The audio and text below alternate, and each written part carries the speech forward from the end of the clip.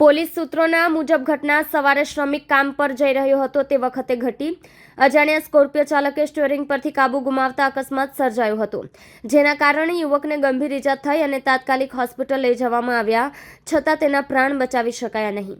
સુરત પોલીસે ઘટના સ્થળ નજીકના સીસીટીવી કેમેરામાં ફૂટેજનું નિરીક્ષણ શરૂ કર્યું.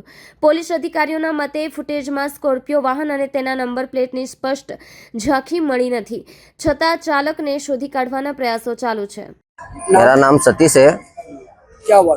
और मेरा भाई है, उसका एक्सीडेंट हो गया है। उसका नाम है राहुल सोनवने। वो हमने परसों के दिन जाके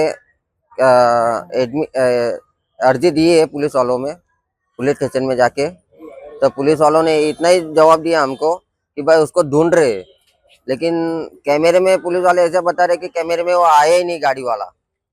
लेकिन हमारी एक्सीडेंट अपना दीप दर्शन स्कूल के पास अंबिका गेट नंबर 2 उसके सामने 4 रास्ते पे हुआ है। लेकिन स्कॉर्पियो वाला इतना फास्ट था, सफेद कलर की स्कॉर्पियो थी, उसका गाड़ी नंबर था GJ 055516। हमारी यही मांग है पुलिस वालों से कि भाई सामने वाला जो भी हो उसको हाजिर करो हमारे पास।